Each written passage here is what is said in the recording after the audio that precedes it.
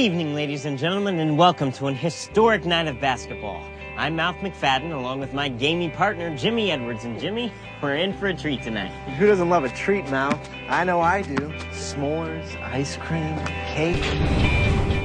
The Tar Heels land another blue-chip prospect, and we've got the scoop. Mouth has had an interesting path. He went to college, and he followed his passion for broadcasting. And I think his dream job is to be an on-air reporter, sports reporter, and which is awesome. However, you know, as real life often works out, you come to find out it's not as easy as just showing up at a station and boom, you have a job. What I always liked about the journey of Mouth is it typically wasn't as accelerated as the other characters in high school.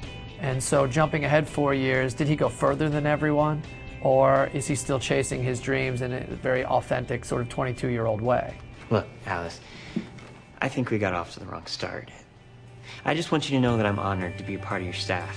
And I'm looking forward to working for you and learning. He comes up against this idea that to be an on-camera person, you know, if you don't have model looks necessarily, it may be difficult to convince, you know, those people up top that you belong there and that you can really do it. You know, Mouth is chasing a career that is very looks-driven, can often be looks-driven.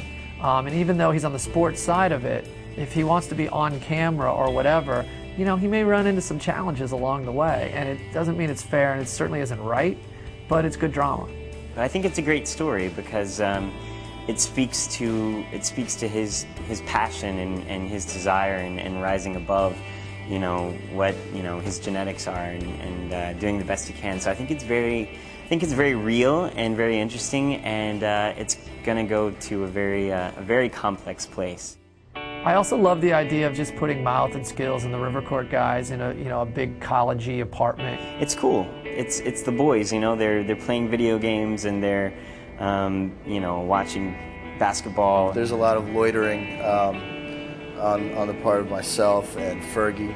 We crash there. We eat their food. We play their video games. It's a good time. It's a party. It's milk fights. It's a milk water gun fight. It's very fun, and I managed to get drenched by everyone. They all teamed up on me for some reason. I was never the guy that you catch squirting water guns and pulling pranks, doing any kind of stuff like that, you know what I mean?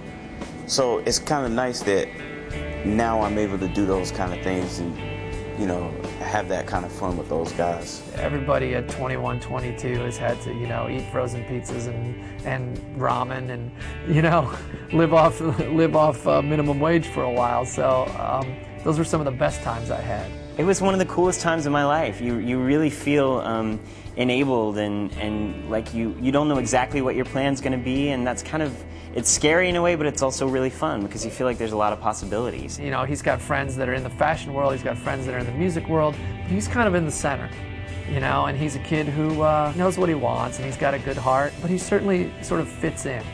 You know, I think to have a character that's a mainstream kid who is still very unique in terms of his heart and his mind and what he's chasing in his life, I think that's great. I think that's what most kids are.